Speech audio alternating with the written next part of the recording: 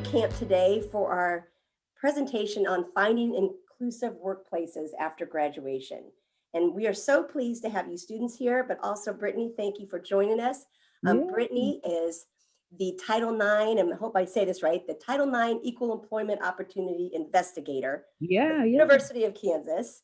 And you really have an interest in a specific focus on anti-racism practices in recruiting and hiring process. Mhm. So we have a number of students who are looking for jobs, as you can tell, and would like to find an Mhm. inclusive workplace and be able to recognize that. So I'm pleased that you could be here. So Yeah. um, I'm going to let you go ahead and take it. I think you are a co-host, so you should be able to share your screen. And then Okay.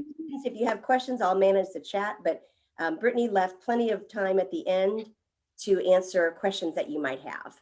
Yeah, I did. I wanted us to be able to chat as much as we could just so that you all can have time to ask questions. So I took out a lot and really just kind of honed in on areas that I really want you all to focus on and to feel like you can ask your questions about. So for today, the objective is really just to unpack a little bit more how imposter syndrome specifically can impact the job search, our interview stage, negotiating, and really our professional success, right? I think oftentimes when we're talking about imposter syndrome in our college, it tends to be more focused on like that academic experience and just the college experience as a whole. But I really want to discuss how that may still move throughout our life as we enter these different stages that are unknown to us, right? It's a whole new uncharted territory. So, how do we make sure to manage it and not let it control decisions that we make, opportunities that we see and we want to explore? So, that's where we're going to really then move to being able to identify effective strategies for persisting throughout your professional career. Because once you get your job, I want you to think about it, whether it's the ultimate place where you want to be, you can see yourself being there 20, 30 years, but how do you stay there 20, 30 years and be successful? Or are you getting a job that's kind of the foundation for your career and it's going to be that stepping stone that's going to help you push to your ultimate goal, career goal? And how do we help you to push through that linear in a linear way, as well as if necessary, some vertical and horizontal ways and some little geometry that we're going to help you move through to persist. And then lastly, I really want to leave you with some tips and tools and just reminders of, of questions to ask and expectations that are reasonable to have when you're trying to decide whether or not a company is a good fit for you, not only just professionally, but personally as well. And I think we tend to leave that aspect out, that it's okay to want to find a company that has a good fit. But I also recognize, if you're identify as someone from a marginalized identity, that culturally there may be a reason that we tend to put our personal desires and fit on the back burner and push for professional for the sake of taking care of our community, maintaining our cultural relevancy, so on and so forth. So I want to give space to really unpack that and how do you find that balance. So when we're talking about imposter syndrome, again, it tends to come from a very academic lens, but I really just think that it's another way to see it as this internal pep talk that just doesn't really make you feel very peppy, right? It is a lot of a collection of failures that we may have experienced, maybe even failures that we've seen other people have, and we don't want to repeat that. It could even be, I saw my family member, my mom, my dad, a grandparent go through this failure, and I just don't want that to happen. And that could be me because I'm kind of like them, and so on and so forth. Or these moments of inadequacy that kind of rush through your brain and your mind, and that could be triggered through certain situations. So maybe they're asking you to take an aptitude test.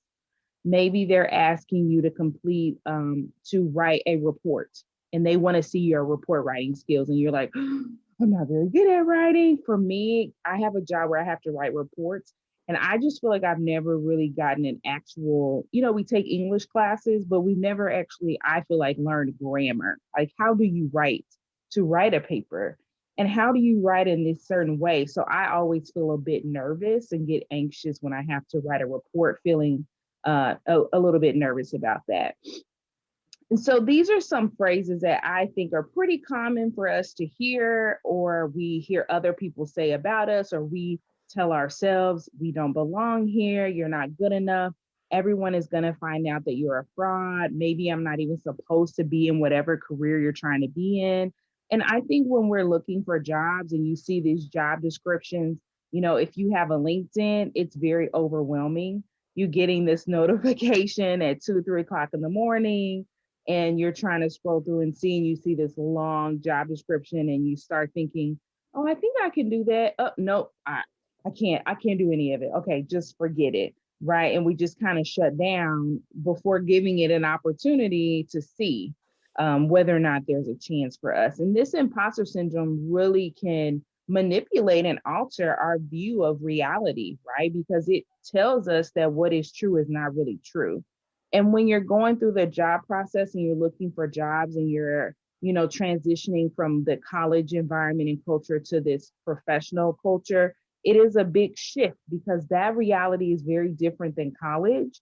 And so it's going to really rely on, and I'm going to talk about this later, really building up a strong support system and personal well-being to be able to not let this negativity to infiltrate every aspect of the job search, because that can make it take longer. It can maybe have you selecting jobs that you apply for that, deep down you just wouldn't be happy for, but you're just trying to hurry up and get a job because you want to work. And that's okay too, but I want to make sure that you know that you have the right to be picky and have options and explore those just like everybody else. And so I want to also just normalize imposter syndrome. It is common. It does not go away. These are folks in a company, it's called Lever, and these are high level executives who are still struggling with imposter syndrome.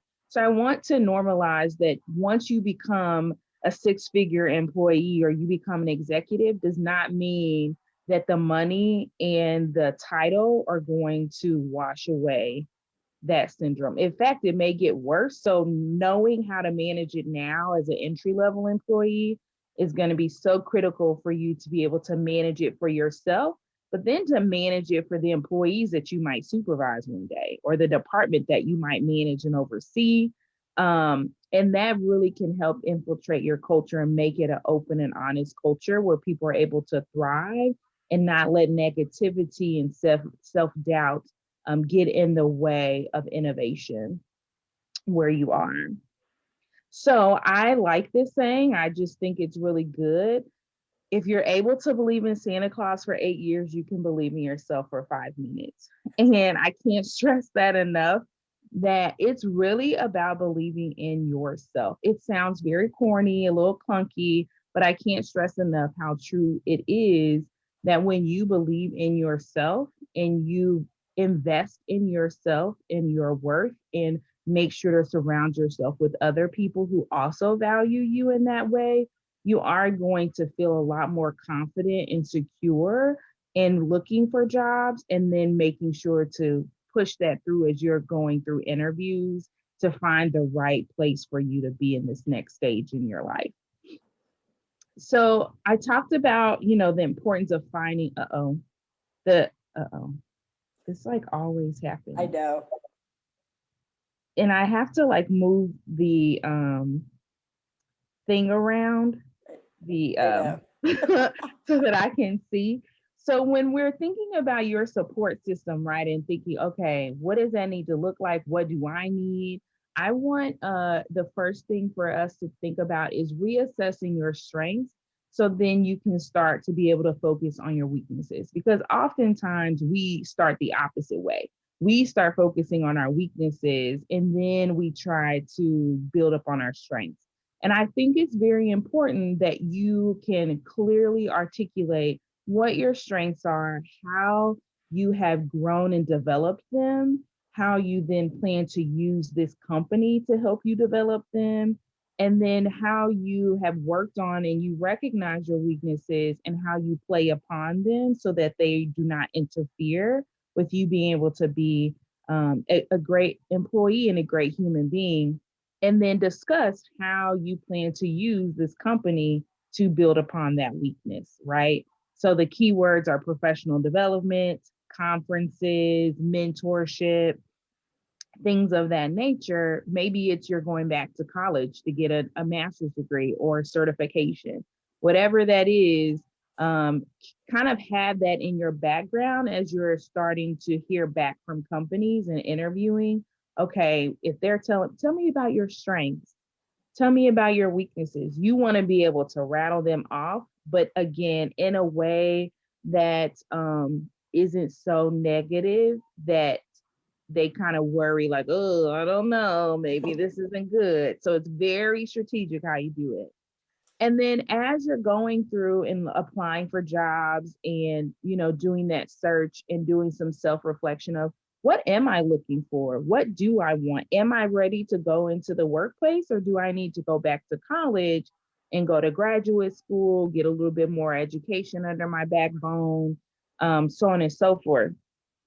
Either path that you take, it is so critical that you're taking care of your physical and mental health, and understanding what your needs are, because what you did to take care of yourself in high school, I'm sure, as you know, did not work when you got to college. And what you do in college, it may not work when you're moving on to this next stage.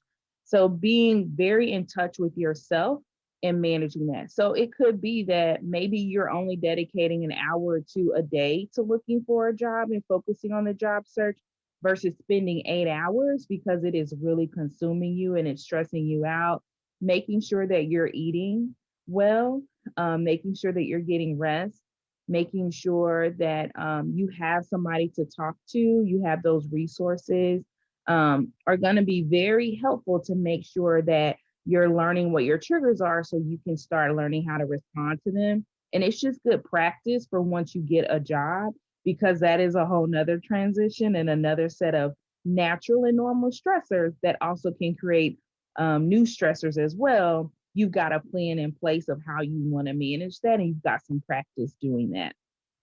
This next point I think is so important, more so just because we are in a society where it's all in who you know. You bring yourself to the table, and then these other people around you, your support system, they're the ones that kind of help manifest, right, your professional destiny. And so I think it's important to have these three different components because they're going to be vital to each step of that. So your mentor is the person who's really kind of helping you develop you for the profession, how you're going to be viewed professionally. So maybe your mentor is helping you with your attire, understanding workplace culture. They're helping you with going over your resume, your cover letter, making sure it's really tailored to that. They're helping you unpack how you're going to explain why you want to work in this type of job. They're going to do a little bit of coaching, but different than a coach. Your sponsor is the person who is like, I would say they're like the people in the tower at the airport. They're just like your eyes and ears. They're watching out. They are not the air flight attendant who's helping you, like you're the captain of your plane. The air flight attendants are like your mentors, right? They're right there. They're helping keep things going. Your sponsor are the ones that make sure you're not crashing into things.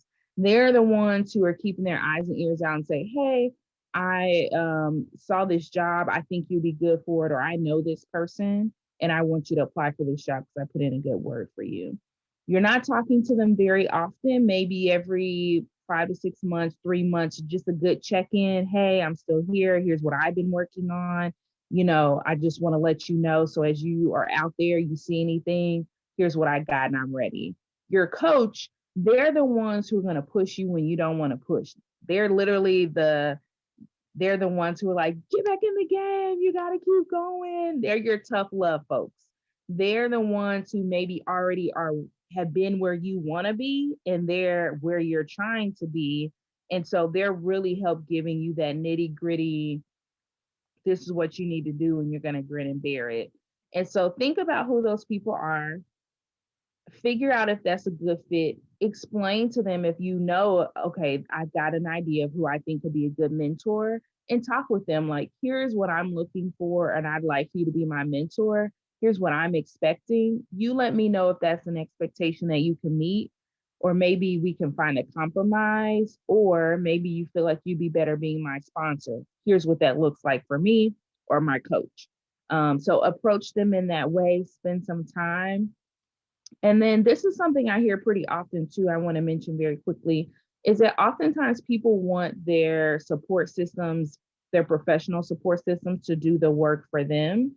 But I want to stress that you got to keep doing the work to grow you. They're the ones, again, who are just going to be your advocates in spaces that you can enter, and or they're going to be the ones who are going to teach you how to get into that space. So if you want to work in the government, you definitely want to find some folks that work in the government, because it's hard to get on in the government and it takes a long time. Sometimes it could take a year or two from the time you submit your application and you're like moved on, you have a whole family, you live in a whole nother town, and then the government calls and like, hey, you remember you applied for this job? No, I do not, but I do today. I'd like to, let's go, right? So you want to be able to continue to grow you, so that it's a lot easier for them to help you. And then lastly, even though you're in college, so I know there's a freshman on here, and I know that some of you are graduating between now and December, take advantage of as many professional opportunities to play up on your strengths and improve your weaknesses. Nothing but space and opportunity. And quite honestly, in this climate, they're offering so many free and or significantly reduced price professional development certificates, trainings, things of that nature. And that's a good space where you can ask a sponsor, hey, excuse me, I'm really interested in learning this or getting this certificate.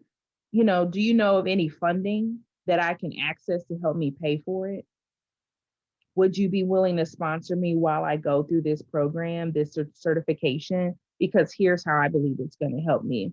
That's going to show that you're trying to do that work. And that's going to show them that here's how you're going to use what they're offering you. And this is how it's going to benefit them in the long run.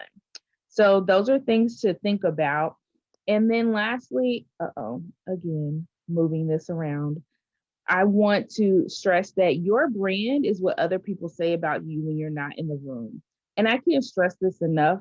So, you know, I have my job here at KU, which I love. I love working in higher education, and that's what I have my degrees in. But from my time working in higher education and outside of higher education, I've developed this brand of somebody who works in diversity and inclusion and equity. And so I'm able to do consulting work on the side because I've expanded my brand to be able to do assessments. I've expanded my brand to be able to work in community building, right? I've expanded my brand to be able to do research. And so I've really clearly cut out myself so that I can be relevant in multiple spaces, not just one, so that whoever is talking about me, whether they work in K through 12, whether they work in higher education or they're corporate, they know who I am and they know my work, and it speaks for itself, and it's still relevant no matter what space I'm in. So I always want you to think about, how are you going to maintain your relevancy across multiple areas and across multiple groups of people? That's your brand, and you get to control that narrative. And it does not define based on the application you submitted and your resume. You're more than that, and you get to control that. And now's the time for you to decide how you want that to look. So this is just a really good SWOT analysis for you to think about it for your professional aspect. So thinking a little bit more and trying to visualize it, right? So your strengths, these are these internal positive aspects that are under your control and which you can capitalize on in your planning. And then you've got your weaknesses. Those are those internal negative aspects that are under your control and that you have a plan to improve, but they're there. Positive, your opportunities are these positive external conditions that you do not have control over, but you can plan to take advantage of, right? So somebody said they're doing aerospace engineering and business. You want to think about what opportunities are there in the field for you to use those degrees, and where are the gaps at, and how can you fill in those gaps? What opportunities are available in the field that you can take advantage of so that you are so qualified and so necessary and vital because other people don't have that and you already planned ahead to have that skill set or the expertise that folks don't have.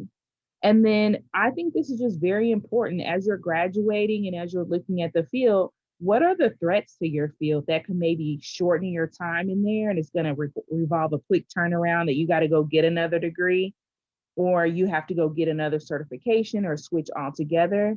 These are these negative external conditions that you don't have any control over, but the effect you can lessen. So, what threats are in music? What threats are in environmental science, engineering? What threats are in the science field? Is it grant funding? Is it research lab opportunities? Is it that maybe the particular area of research you're interested in has started to slow down? People aren't leaving, they're not getting as much funding. Do you need to be open to learning another aspect of your research interest that can lessen the threat that it might have to your career goals? And so this is kind of where we lead into our professional and personal persistence. You're going to hear a lot when you get into working that this word retention, and very rarely are we hearing people talk about persistence. I tend to focus on persistence, but when I'm talking to supervisors and managers, I focus on retention with them. So persistence is the idea of what do I have to do as an individual to be able to stay and to grow and move forward. Retention is the company's job and their responsibility, what they need to do to keep you.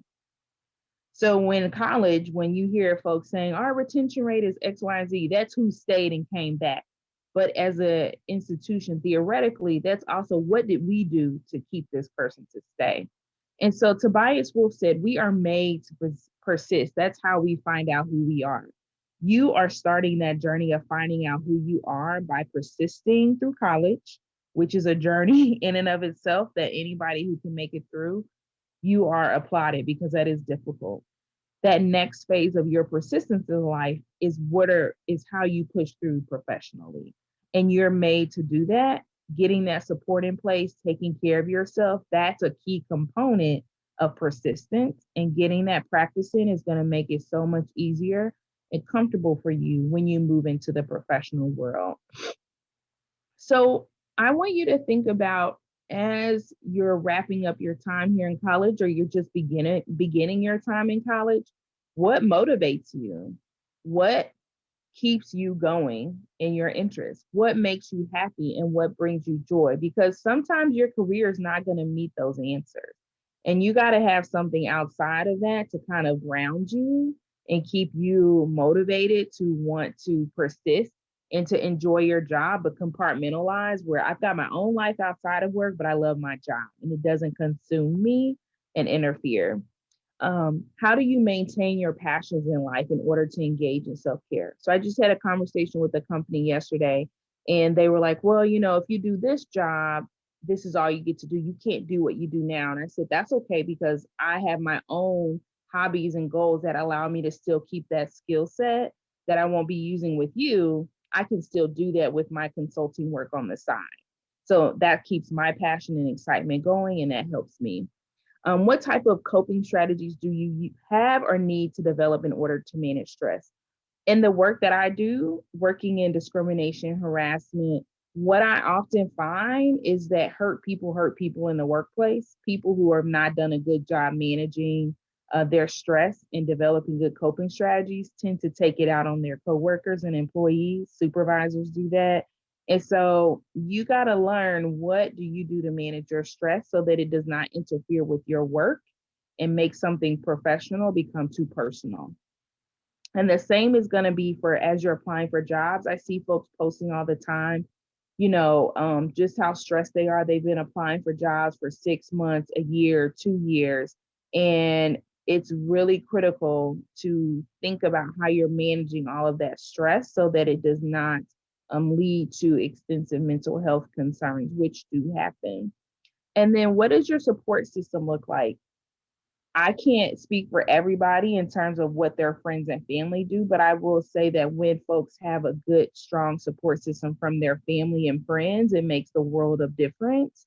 And then being able to push through looking for jobs and to stay in their jobs and do well, just because they have somebody outside of work to be able to help them take take that time away to relieve that stress and have an outside life separate from work. And that's what's going to help you stay strong. And then when you're thinking about your professional persistence, so we've talked about what do you have to do for yourself, your well-being. Thinking about your professional persistence, what did you do? Like, why did you pick your degree? When I worked at my previous institution, Mizzou, I worked in our program. It was our diversity program, particularly focused on first generation students and BIPOC students. And what we found was that a lot of students were picking law, medicine, business because their parents wanted them to pick those degrees. They didn't want them to be teachers because they didn't make any money. They had this very halo idea of getting these degrees, even though my students were not happy getting those degrees because that's not what they were interested in. And so they were very unhappy. And so I want you to think about, why you picked your area of interest in school, and then why did you stick with it? Because they're going to ask you that possibly in an interview. Why'd you pick that major? That's very interesting. Tell me about that.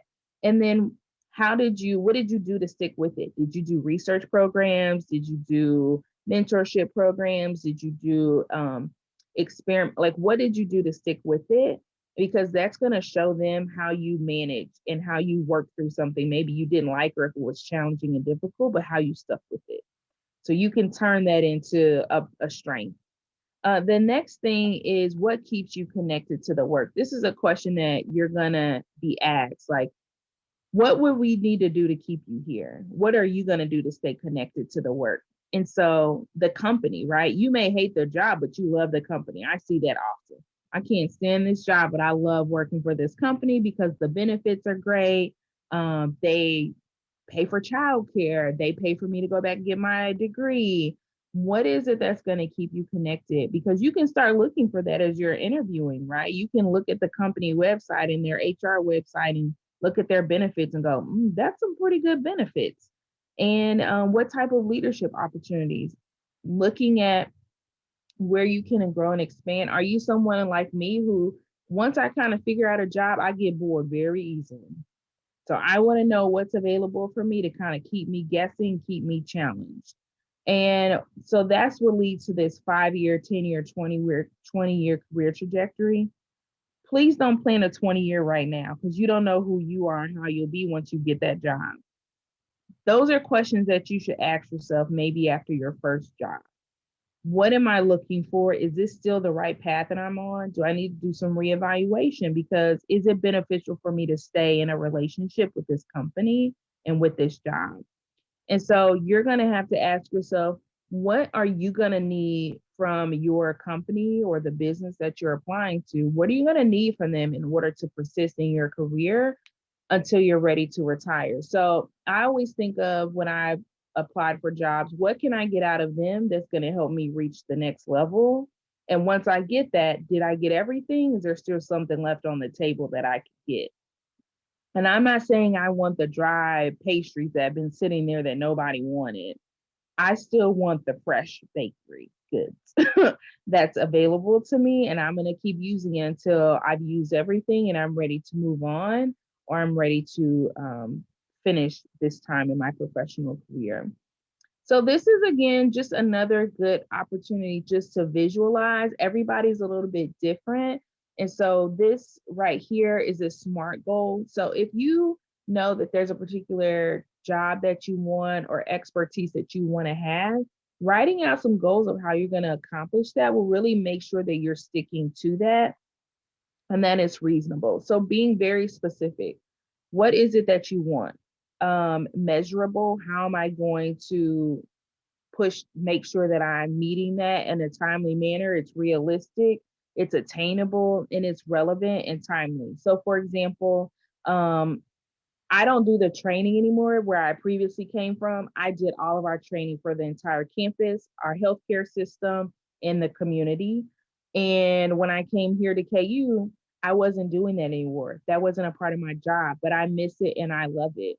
And so I've had to kind of think outside the box of, well, I'm not getting this opportunity. So what else can I learn here? And so one of the things that I've said that I want to learn is I want to learn more about ADA accommodations and how to do affirmative action planning, because I see a lot of jobs that hire and want somebody to do affirmative action planning, and very few people have that skill set. And so that was a very specific goal for me. It's not so broad that I can't do it. It's pretty measurable because some places, some associations offer that certification. So I know I would get a certificate. I have to go through X amount of training. It's pretty attainable. It's costly, but who can I get to pay for it? Do I get KU to pay for it, or do I pay for it myself? And is it relevant? It's absolutely relevant to the work that I want to do, which is continuing to work in an EEO compliance, diversity aspect, and how timely is it? Is it going to interfere with my day-to-day work? Is this a commitment I have to do outside of that? And so what I did was I reached back out to folks that I considered a mentor professionally that were also my peers, but they had the expertise and they had been in the field for years. And I said, hey, I'm interested to learn how to do affirmative action planning. Can you give me some insight on how you gained your skill set? Because you can't go to college and major in affirmative action planning. Where do I need to go? How should I look? And within minutes, they emailed me back with a long list of where I could go, who I need to do, what conferences I need to go to be able to meet that goal. So that's my goal for this year. And I've shared that with my supervisor, and I'm really excited to accomplish that. So I just want to kind of show you how that worked for me and that it still happened. Even though I graduated in 2016, I'm still having to smart plan and write goals. So this is something applicable to you for way down the line. And then lastly, I want you to think about finding the right fit for you. And so that begins at the beginning, right? So that allows you to start investing towards your end of your professional career, but even the beginning, that starts right at the beginning where you're advocating for yourself and what you need. So during their job search, I can't stress enough that looking for their anti-discrimination policies, they're going to vary based on if it's a private company, a small company, a large corporation. But I want to see that if I experience harm in the workplace, that you have policies in place for me to resolve it, because they're going to happen. And if you, again, come from a marginalized identity such as myself, and I know that it's not going to be uncommon for me to experience discrimination. I don't want it to happen. I hope that it doesn't happen, but I can't be naive. I want to know what's available to me. I want to know, what work are you doing proactively to engage and invest, right? We can say a lot, but I want to see where your money is to invest in diversity and inclusion initiatives. I'm looking for that. And then what are your reviews of the corp that you are finding on this corporation or practice, wherever it is you're trying to work? There are a lot of different ways to look at that. So don't just look at one site. Look across, more than Glassdoor. Look at LinkedIn. Look at Indeed. Ask them if you get an interview. I'd like to talk to some employees that work here and just gauge their experience working here. A lot of companies will do that for you. Even if you say that you want to talk with somebody who's in their affinity groups, affiliated with the affinity group that connects with your identity, those are great opportunities to get more authentic views of how the company is and how the company is with folks from similar identity backgrounds. And then knowing contact information is so important. I want your human resource contact information. I want your EEO. I want to make sure I know, federal EEO, how to file a complaint. I want to know the state's Human Rights Commission, the state AG office, ADA, Department of Labor. I know all those numbers because that's the work that I do. But I think you all should know that as well, because I see a lot of folks who will post in groups that I'm in and say this and this happened. And I try to talk to HR, but they told me that it didn't matter, or I need to be quiet, or please don't report this person who was harassing me. and I just don't know what to do. And 9 times out of 10, those people did not know that they can go straight to file an EEO complaint with the federal government to investigate employment discrimination. And they think they just have to suffer, right? So I want people to know that that's something, keep that number in your phone, keep it in your background. And as a company, I'm going to look and see, can I access the information on your website? So I was looking for one, I was looking at a healthcare system, and I was trying to find their Title IX person, nowhere on the website. And I Googled within the Google of the company and could not find it. That's a no-no for me. And that's a violation of federal law. You have to have that information available. You have to have that posted. So see, if you don't know that and nobody holds them accountable, companies will just be out here doing whatever, however, whenever. And you don't want to work for a company that's like that. You want to work for a company that is following the law, but also is going above and beyond what the law is asking them to do the bare minimum. That's how you're going to know if that's a good place. When you're looking at a professional fit, I want you to think about, how do you work best? Do you prefer to be in an office by yourself? Do you want cubicles? Do you like working in cubicles? Do you like working in a large lab, a small lab? What's your method of communication? Do you prefer meetings face to face, email? How do you want to be communicated? And this is also important too. How you value your time. Your time is just as valuable as your money, right? So some companies have a culture that you answer emails and phone calls all day and night. Other companies, once you hit 5 o'clock, it is inappropriate to email somebody and expect a response right away. You get a response the next day. So when you're interviewing, you can say, talk to me about your culture of communication. And, how do you value communication and time outside of the office hours? What does that look like? So those are good basic questions to ask. When they say, do you have any follow-up questions? That's a great question to ask. Promotions and pay raise. How often? What's it tied to? Is it linear? Is it vertical? What does it look like for promotions as well? Because if you're going into a job where you're never going to have opportunity to get promoted, you may start getting bored pretty quickly, and you may start getting a little lackadaisical on wanting to work there. So asking up front, talk to me about how promotion works. Is it tied to production? Is it tied to my annual review that I'm getting? What does that look like? How often is pay increased? I don't like when my money is funny, so I want to know upfront, what's that look like? What are benchmarks that I need to meet? Because then I can start working on that right away, and I'm not caught off guard. And I don't know until the last minute, oh, well, Brittany, you didn't hit this benchmark. And well, I didn't know I was supposed to hit that benchmark. And if I would have known, I would have started working on it and done that. So as much transparency as you can ask for and expect, ask for it. Professional development. Who's going to pay for it? How much are you going to pay for it? And you can say, a part of your negotiation, I would like $1,000 in professional development money every year. They may tell you no, we're in a recession in the middle of a pandemic. They may say, I can't do 1,000, but I can do 500. Okay, we can go somewhere with that. Asking who's going to do that is important. And lastly, what type of affinity groups and mentorship opportunities do they have? Those are basic questions that companies are asking, and some of them have it even up on their website. So if you don't see it on their website, ask, put a little asterisk. And if you do see it, ask about it even still and say, I'd like to expand more or learn more about that. Personal fit. One of the things that I want to you to think about is how you will be supported in the workplace.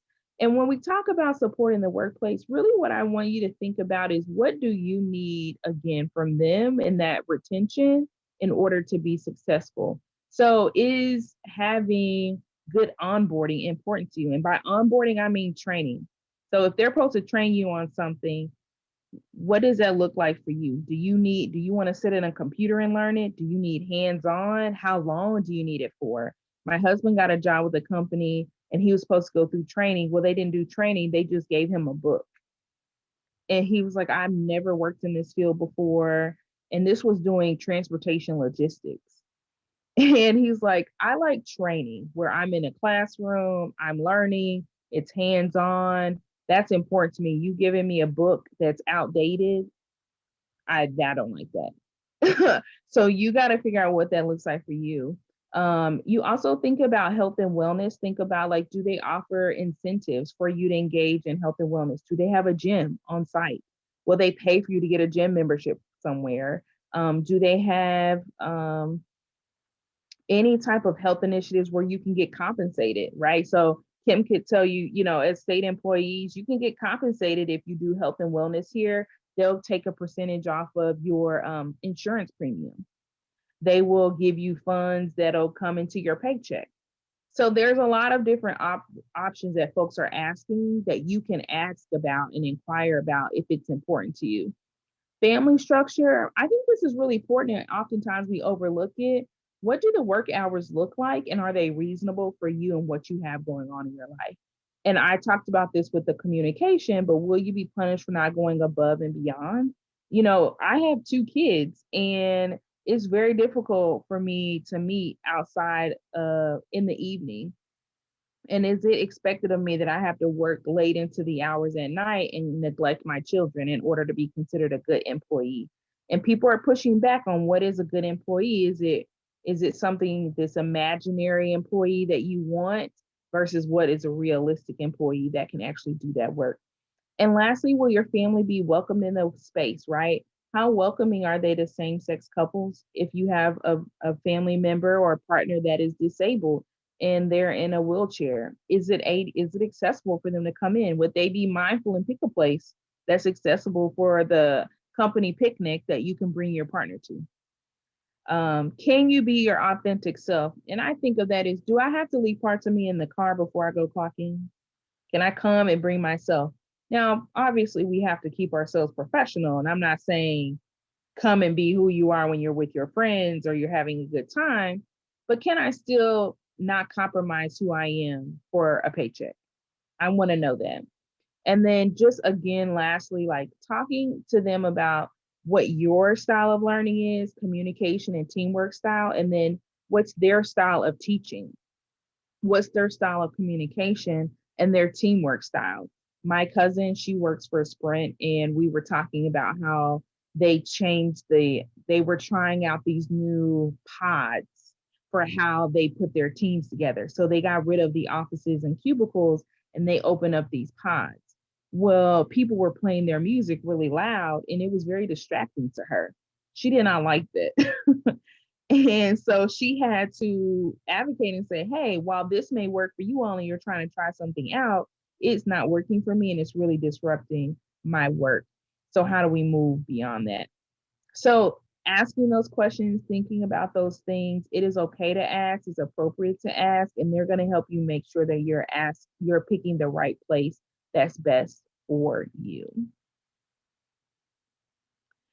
So that concludes my presentation. I wanted to leave as much time as I could. So we've got about 15 minutes. Does that sound like enough time to kind of chat and go through stuff? Okay. Absolutely. Does anybody have any questions that they'd like to ask? This was an excellent presentation, Brittany. Really, really helpful, because I think when you are new and you're going out into the workforce for the first time, you don't always think of these things. The one thing that I wanted to mention and also just get your brief answer on is these questions that you ponder and you consider and you want to ask your employer. I think it's important to know you don't ask this on the first interview. Correct. You do it maybe after you've been made an offer. Yes. Some of those questions are after you've been made an offer. Other questions, it's really about how you word them and in what setting do you word them, right? So again, there may be questions that would be good if you're able to speak with somebody from the affinity group in the company. Some of them will be questions that are appropriate to maybe ask when you're in your final round with the supervisor versus the committee. So it's really being very strategic about when and where and how you ask them, but that you're still getting the answer. It's just when is that right opportunity to ask. And if you can find out as much on the front end, that's also very helpful. So then you know ahead of time, like, okay, yeah, this is not probably what it's gonna be. And I know that ahead of time. Or you find that you can ask some more expounding questions, like you saw it, but you want to learn a little bit more. And I think that's important because I think if you were to ask these questions right up at the very beginning, it would could be a red flag if you come up with, I need this, and this, and this, and they're going to say, Hmm. oh, no, no, no, no, that's too high maintenance right now. It's a first interview. But after they've made an offer, it's entirely appropriate Hmm. to ask these questions. And I think it's important to really understand the environment you're going into because they're interviewing you, but you're also interviewing them, like you had mentioned. Hmm. So, Yeah, absolutely. When I took the job here at KU, I asked for more money and they weren't able to. And this is something I also want to stress is sometimes when we talk about negotiations, primarily the lens that we talk about it is from a monetary lens. But I really want to you to unpack that negotiation is more than just the money. Sometimes it is your time and it is your capacity that you're negotiating. So, for example, when I wasn't able to get more money at KU, what I did do is negotiate, okay, well, I'm moving my family here from another town. Can I have my start date be a little bit later? Can I leave early on every Friday because my daughter has to transition? She does competitive acrobatic gymnastics. Well, we had just started the season in Columbia. So we left every Friday to go back to Columbia so she can finish training. And then we had meets across the state. So I negotiated that as well to be able to do that. yeah. And I think one other thing, and I got that yes right away because what they could not make up for monetary, what I asked for was pretty reasonable given that I was asked to start so quickly and because they valued what I could bring, it was worth it to them to compromise and let me do that. Thanks. Yeah. Are there any questions from the students here today?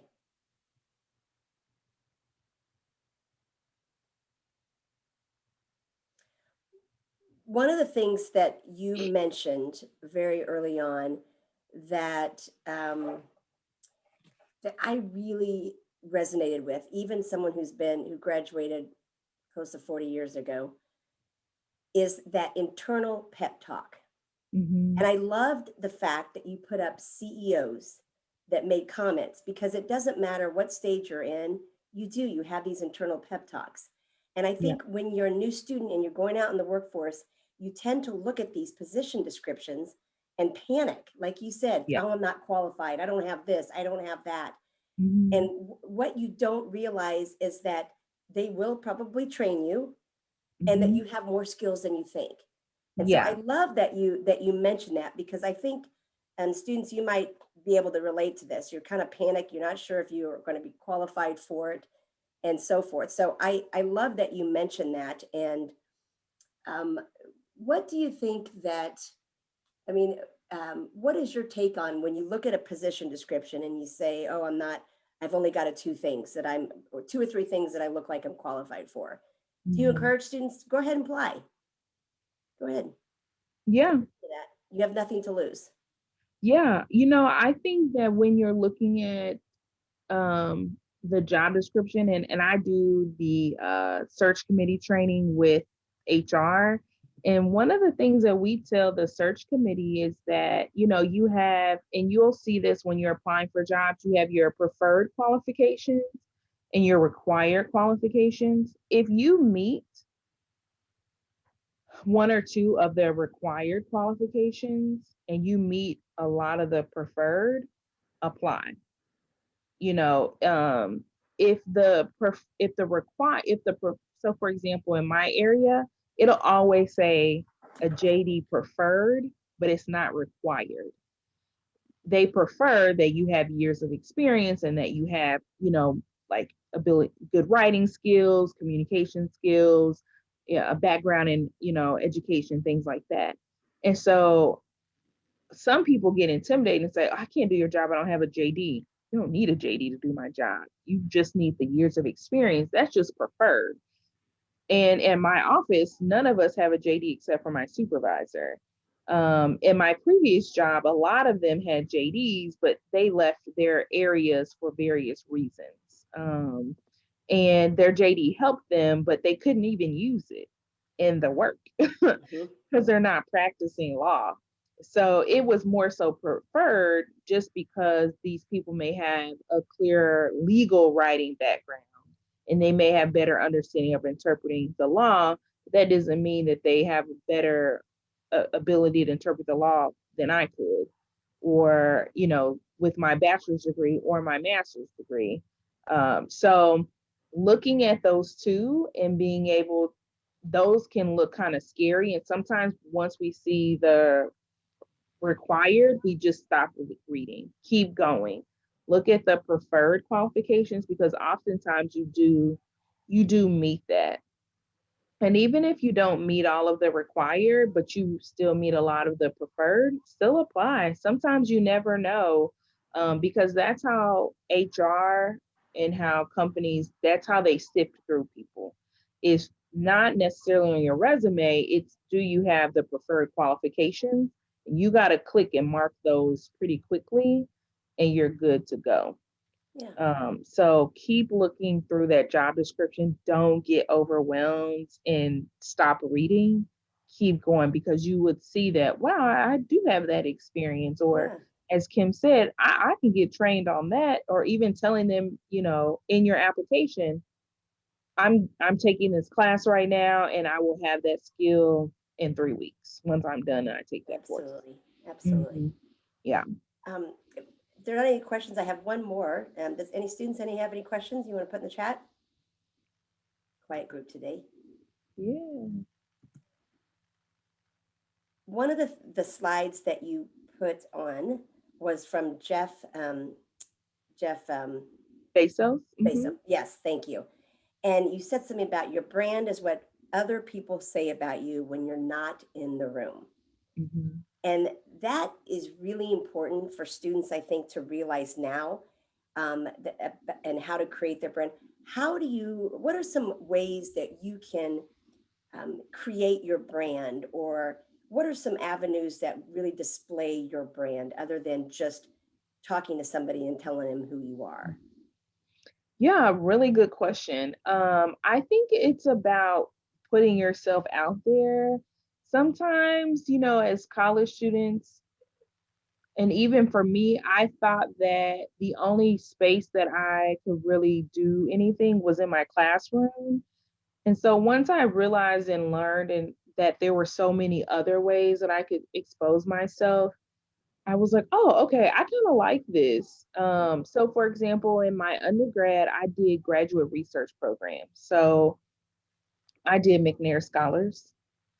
I did another graduate research program, the Lewis Stokes program, and I was able to help publish research on coping strategies for college students and whether or not college students tend to have more of a pessimistic or optimistic outlook on life. So, Never in my dreams when I thought I'd do something like that. And then in graduate school, it was getting graduate assistantships. And so for me, it was just about, I did my graduate program where I did my undergraduate, but I maintained those relationships even though it was so long in between. yeah, So I that's true. graduated in 2009, and I didn't go back to college for my master's until 2014, but I maintained those relationships. And so actually how I got into grad school was that I applied for a job working in admissions, and I used to work in admissions in undergrad. And they Ah, were hiring for an admissions recruiter actually. And I interviewed and they loved me. And the only reason why I did not get it was because the person who they originally offered the job to and declined it came back and wanted it. And so I came in second place, and I just felt so defeated. And the Chuck, who is the director of admissions, he said, we loved you and I wanted you so bad. I actually looked for other positions for you that I thought would be a good fit, and there just aren't any there. And so I said, okay, well, I really want to get back to working in higher education, and I just don't know what to do. And so he met me on campus and we sat and had coffee. And he said, Brittany, you would be great in higher education. You have to ask yourself, do you want to be a boss or do you want to be a worker forever? And based on how you answer that, I'm going to tell you what you need to do. And me, I was like, I want to be a That boss. mentor aspect. Yeah. I said, I want to be a boss, like what I need to do. And he was like, you need to go back to school. You need to get your master's. And then this will really be a great opportunity for you. And he was like, I will advocate and support that. That's awesome. And so that's what I did. I went back to school. And so those doors, keep them open, Sure. maintain them, check in every so often. Again, not kind of in a, I don't know, don't be a brown noser, but just like, hey, I just want to say I saw your work and congratulations and just let you know I'm thinking of you. Those kind of checkpoints are going to be very critical for people to, if you do show back up, they're going to advocate for you. They're going to, Yeah, this is a that's good true. person. They're going to keep you.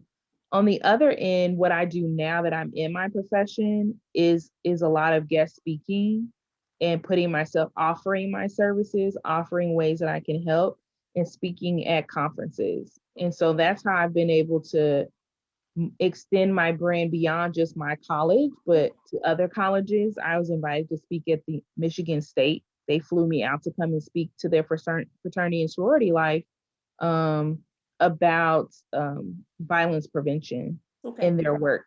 Yeah.